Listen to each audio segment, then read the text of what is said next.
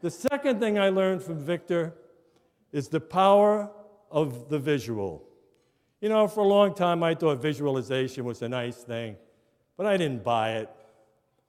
But I started to see it through his eyes. And he said, what we see pretty much determines what our lives are like. Now that had an impact on me, but when he took me to San Diego, we worked with the flyers that came back from Vietnam. One of the flyers had been in a Vietnam prison for over 6 years. He had been beaten, starved, he had every lesion you could imagine. He comes to San Diego, he's 6'2", and he weighs 91 pounds.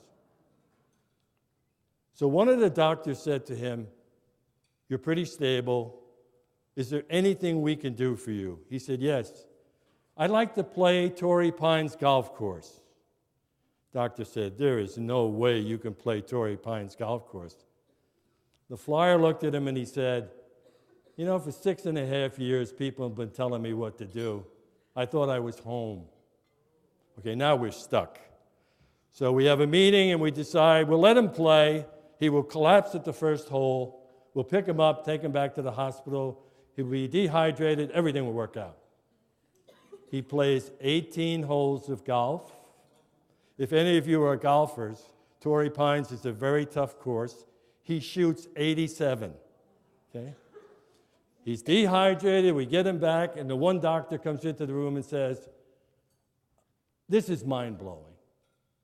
In your shape, the fact that you played 18 holes of golf, incredible. The fact that you shot 87, more remarkable. But what blows my mind, because I'm a golfer, is you didn't three-putt one green." The flyer said, "I haven't three-putt a green in 6.5 years." Every day in his captivity, while they were beating him, while they were starving him, he had no other series of talents. He visualized in his mind golf courses. He visualized himself hitting the ball, and that was so profound that this guy's behavior could be influenced by that. But that's the second thing I learned from Victor. What you see has a tremendous influence on your life. And I'll give you some examples of that. One of them is we have a part of our brain called the reticular activating system. If we didn't have it, we'd all be nuts, because it does two things.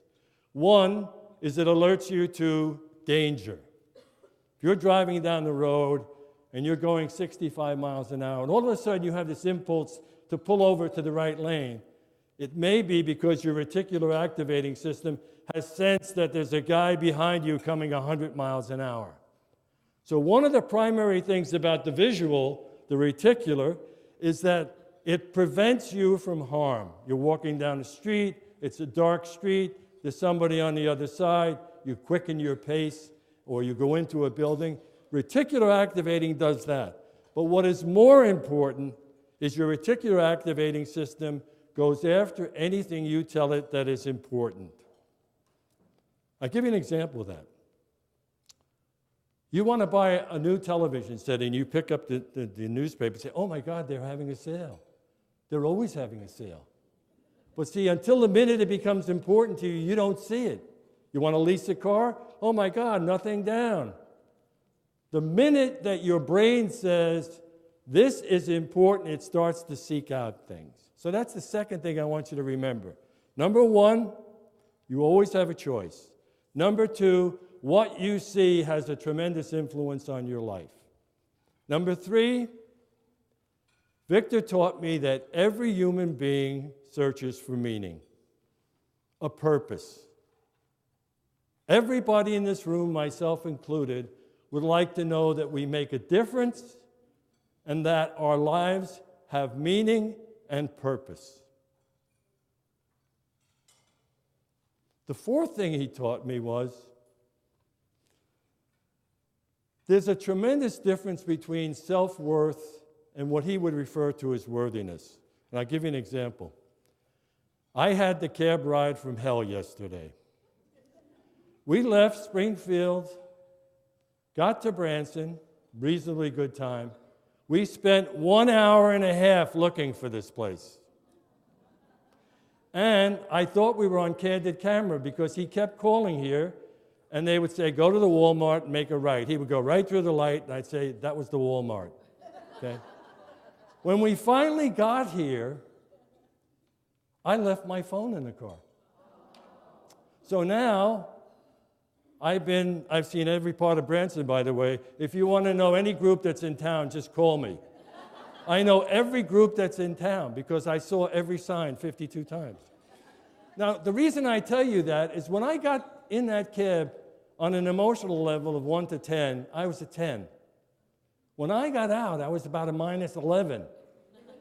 If you look at your week, you will see that your feelings of who you are and how you like yourself and don't like yourself, it goes up and down. And one thing could trigger it, and you can go into an abyss of misery instantly.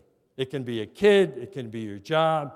So that's the one part. The second part is what Victor would refer to as worthiness. You are not ever not worthy. You may be at the feeling level. Somebody may make you feel unworthy. But your level of your value as a human being, Victor would say, is steady. You deserve to be loved. You deserve to love. You deserve to be understood and to understand. You deserve to be needed and to need and to make a difference in life. He would say that's steady. You don't lose that. You don't lose that because you feel differently. The next thing he taught me is that don't be afraid of your feelings. Feelings, believe it or not, are your friends because they are the signals of what is happening in your life. If you feel hurt or angry or lonely, those are realities. But what a lot of us do, Victor would say, we deny our feelings. We push them down, we rationalize them, and we are so frightened by them that we never let them surface, and all they really are signals, because they tell you what is happening in your life. They tell you that things are maybe not the way you want them to be, and they tell you that maybe you need to look at where are these feelings coming from, what is their import, and what can you do about them. Now, those are just some of the things he taught me, but I'd like to jump ahead to the whole concept of meaning. If it is true that everybody wants meaning, and by the way, before the internet, we used to get 40 letters a day by people who had read this book. And a lot of them had said, I was going to end my life, I was going to kill myself, I thought things were meaningless, I thought life was hopeless. But since I read your book, I have found some meaning in my life. We all want it. We desire it. Some of us even have a passion for it. But why don't a lot of people feel they have purpose or meaning? One of the reasons is we lose the wonder of childhood. Do you remember, or if any of you, I have an 8-year-old granddaughter, and I'm telling you, and boy, does she have my number. She said to me recently, I'm not falling for that Nanu. She calls me Nanu, which is Sicilian for grandfather. And I tried something else, and she said, that's not going to happen. But watching her through her childhood has been phenomenal. You know, if I knew grandchildren were so great, I think I would have had them first. Yeah. They are not boxed in by all the rules yet. You know, the cow is purple, the people are sticks. This is their level of imagination is incredible. But what happens to us? Somewhere along the way, we lose a lot of that. And we lose a lot of that because of the rules. Now, everybody in this room operates on a whole bunch of rules. And a lot of them, you don't even know what they are. Now, some of them aren't so bad. You know, my mother had a rule. Treat everybody with respect. Care about everyone. And that wasn't always easy with some of the people in her family. I'll give you an example. My Uncle Rudy.